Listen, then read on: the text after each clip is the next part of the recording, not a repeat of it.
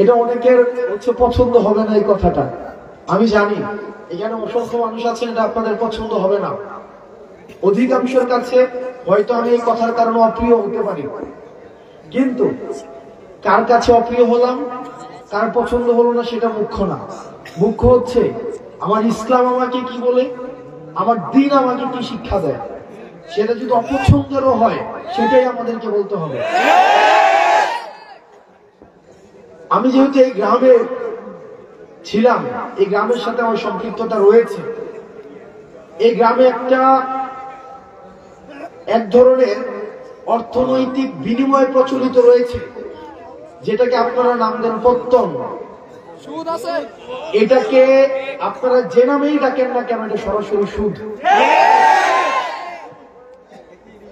আমার পরিবার সহ আশেপাশে অনেকে আছে এই ধরনের বিষয়ের সাথে সম্পৃক্ত ছিল, কিন্তু আমরা যখন বুঝেছি, আমরা যখন পড়াশোনা করে জেনেছি, আমরা যখন আলেমদের থেকে পরামর্শ নিয়েছি, বিশ্বাস করেন যেই দিন থেকে আমরা এই পথ থেকে ফিরে এসেছি, বরং সচ্ছলতা আরো বেশি প্রশস্ত হয়েছে।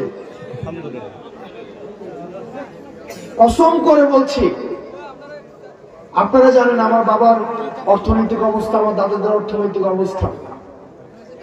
যেই দিন থেকে এই জায়গা থেকে আমরা ফিরে এসেছি, আমাদের অর্থনৈতিক যে সচ্ছলতা, আমাদের নিয়ামত সৃষ্টিকর্তা আমাদেরকে যেভাবে দিচ্ছেন, আমরা প্রতিনিয়ত আল্লাহর কাছে অকৃত্রিম কৃতজ্ঞতা প্রকাশ করি।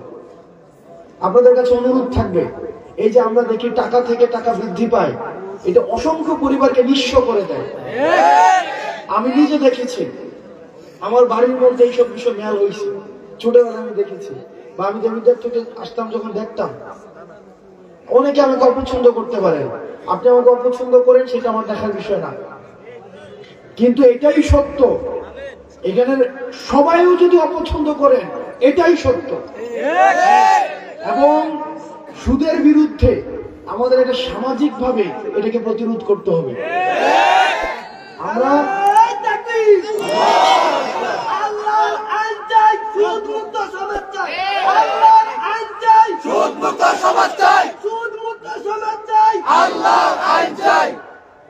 আপনাদের কাছে অনুরোধ থাকবে, আপনারা সুদকে বন্ধ করে দেন।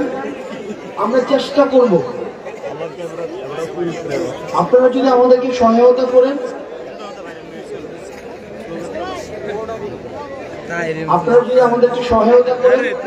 আমরা আমার জায়গা থেকে চেষ্টা করব সামাজিক যে ঋণকে সহজলভ্য করা, সামাজিক ঋণ প্রদানকে সহজলভ্য করা। আপনাদের কাছে মনে হতে পারে যে এটা তো একটা মাহফিল, ইসলাম তো পূর্ণাঙ্গ দিন ব্যবস্থা।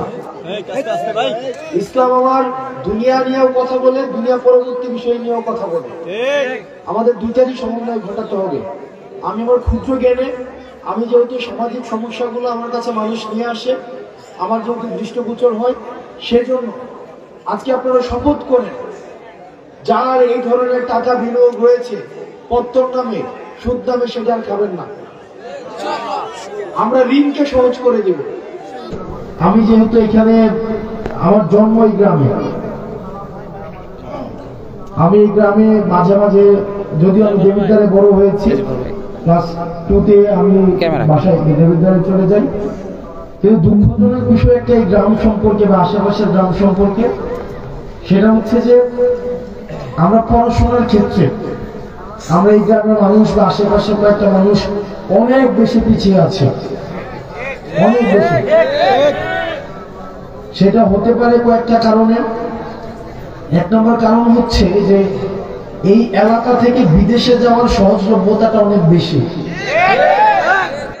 এটা ইতিবাচক যে মানুষ কর্মসংস্থানের জন্য মধ্যপ্রাচ্যে যাচ্ছে। আমার বাবা গিয়েছেন, এবং এখানে যারা আছেন, আমাদের এই যে আমরা অর্থনৈতিক ভাবে তুলনামূলক ভাবে অন্যান্য এলাকা থেকে আমরা স্বাবলম্বী, এটা ঠিক, কিন্তু শিক্ষার ক্ষেত্রে আমরা অনেক বেশি পিছিয়ে আছি। আমি কিছুদিন আগে শুনেছি যে আমার যে স্কুলটা রয়েছে, হাই স্কুল, সেখানে পাশের হার এটা অপ্রত্যাশিত ভাবে কম। সারা বাংলাদেশে যেখানে এখন শিক্ষাক্ষেত্রে মান অনেক উঁচু, সেখানে পাশের হার অনেক বেশি কম।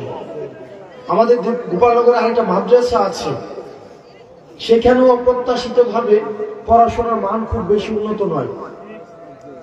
তো আমাদেরকে দিনী শিক্ষা এবং প্রচলিত যে শিক্ষা ব্যবস্থা রয়েছে, এই দুইটার মধ্য দিয়ে আমাদের নিজেদেরকে নাগরিক হিসাবে তুলে ধরতে হবে।